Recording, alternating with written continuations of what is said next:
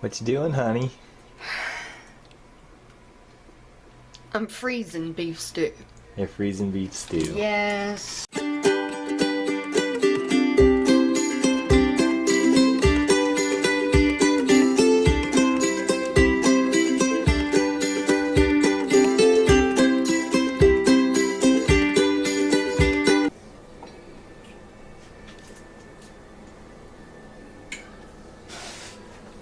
What you doing, baby?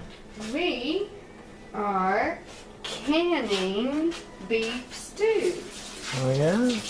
Yeah. Look at that. Isn't that gorgeous? Single serves just about. So welcome to Black Pack Homestead. Today on the episode we are going to pressure can some raw pack beef stew.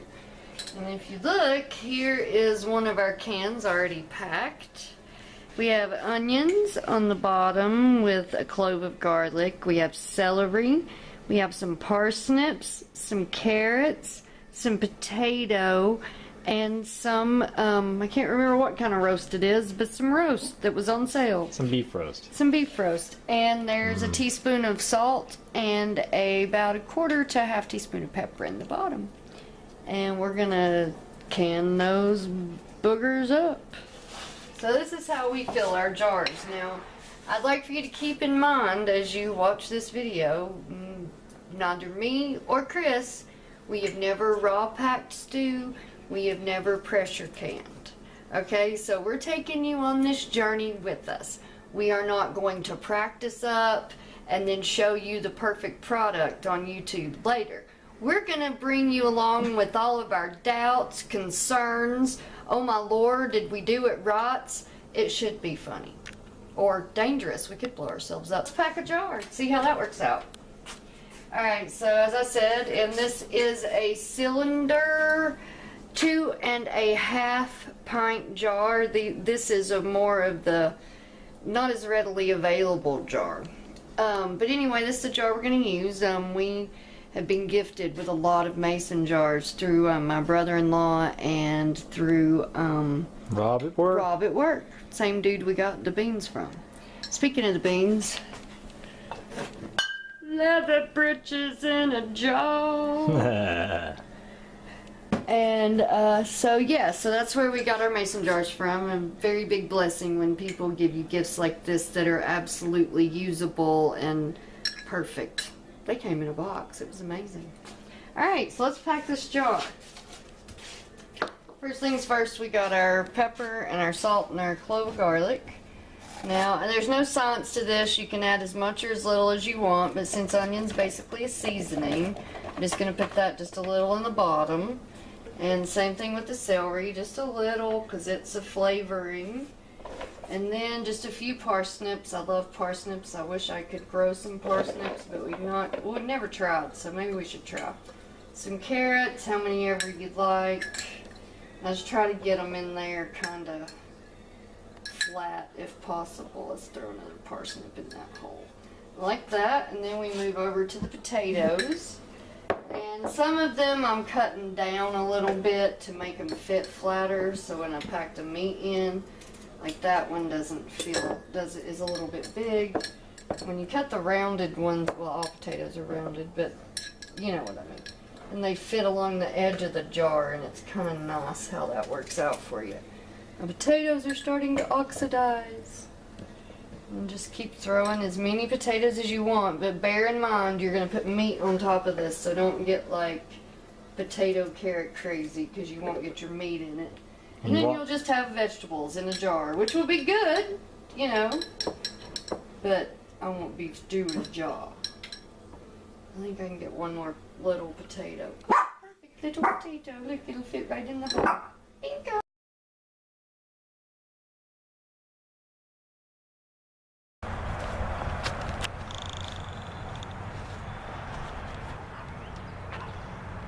That's what was in my yard just a minute ago. He's across the road now. I yelled. He's went into the woods over there. That's where he's coming from. He was huge. He's gone. Yeah, I wasn't expecting to see the bear. Me either. He was huge. He was big. I mean, I ran down the back steps because I thought rabbits, because he was going that way. And so I ran down and came up through here, and he was standing right here like this, sniffing all this. I don't know what he might have been eating over here, but he was like sniffing all this, all these. There's a bunch of chickweed, but nothing really you'd think he'd eat. And he was sniffing here, and I came around the corner and I went, "Ah!" and he took off. I'm an idiot.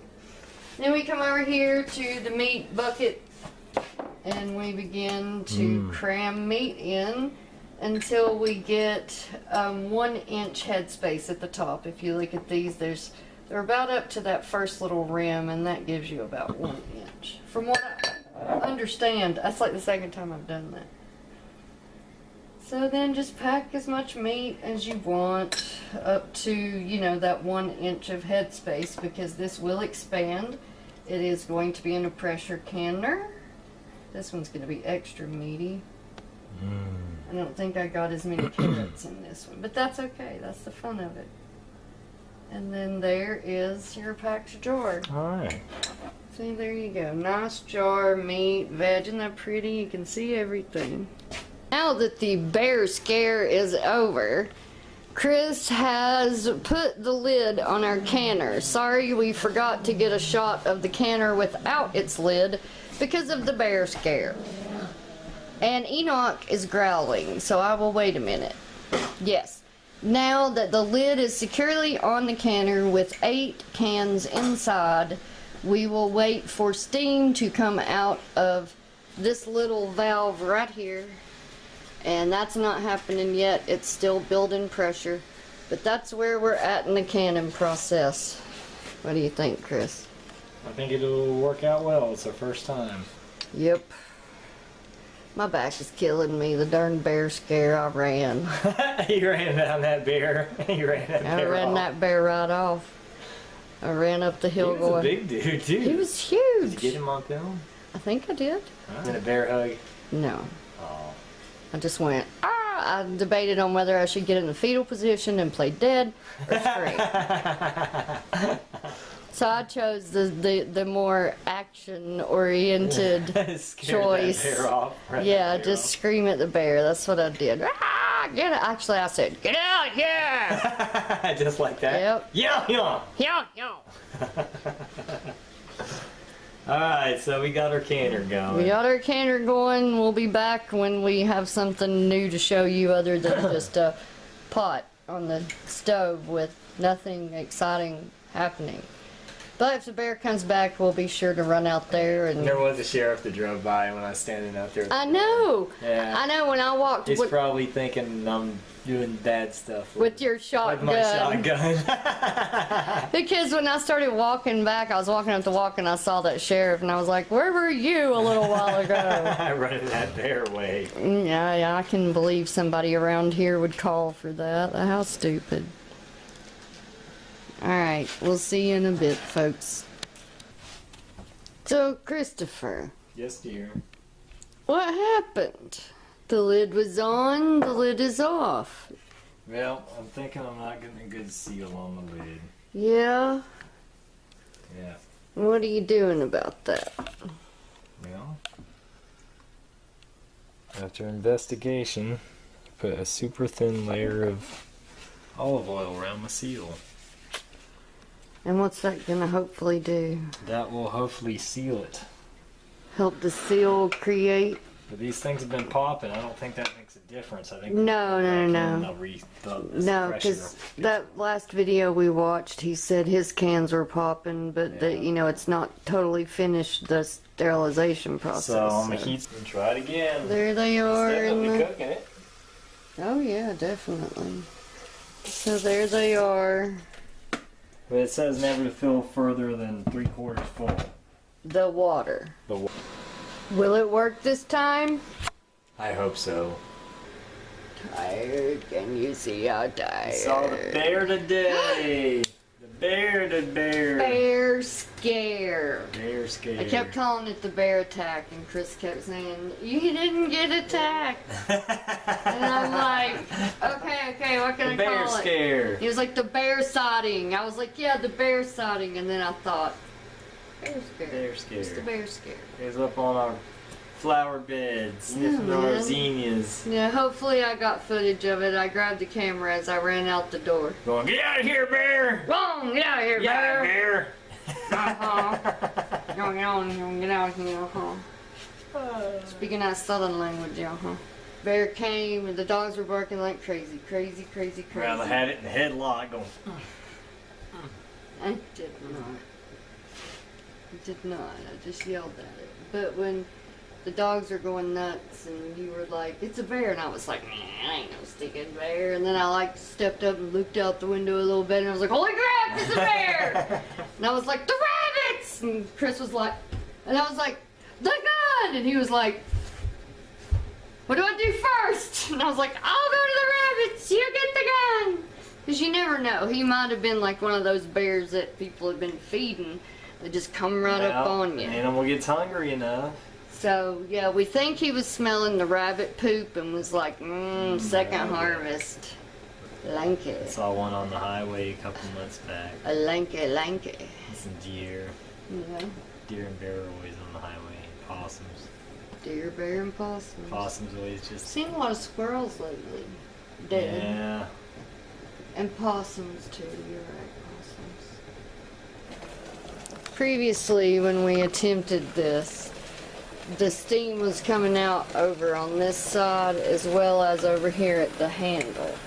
But the book says that the handle steam is normal, but the steam out here is not. Especially once the weight was on it, really started steaming right here. See, and we've got water drippage on this side like we had on the side, that side earlier. But do you see any steam coming out of the thing?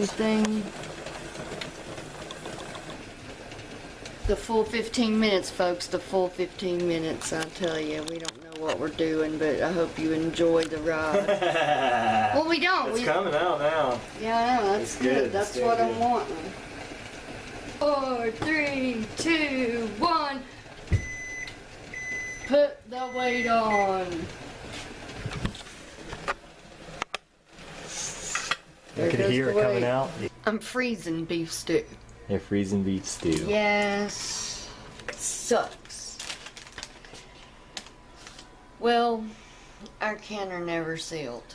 So we had to take all of the jars that were mostly cooked and dump them into the crock pot and cook it. Yep. Epic canning fail. But not by any fault of us. No. We did what the internet said to do. We oiled our gasket. You know, we did this and that and the other, and still steam would escape around the edge. Yeah. So what else are you gonna do with it other than throw it in your crock pot, cook up 8 quarts of stew, and give a big quart of it to your dad, eat a bunch of it, and then freeze the rest. Yeah. So that's what we're doing right now. It's been 2 days since we filmed the beginning of this video. So we've been eating beef stew. And now we're sick of eating beef stew. So now we're gonna freeze it. Thank God we bought a freezer. You know? Jeez. So what are you, so like I said at the beginning of the video, we don't practice up and make sure everything's gonna run perfect, obviously. This was our test run. This was our test It run. was our test run. It really was, because we bought the roast, you know, and we bought the vegetables. So it wasn't like we grew any of this, so that's not as depressing, but still sad. So, that's what we're doing now. Yay. A good tip for freezing things, and I'm doing this like in a single serve size, just because that way if I'm sick and can't cook, Chris can thaw out beef stew. But if you flatten it out when you freeze it, then it saves space in your freezer. So that's why I'm flattening it out. It's a great tip. Oh, and always label date, because you're not going to know what this is. I mean, come on, it looks like vomit, really. Chunky vomit.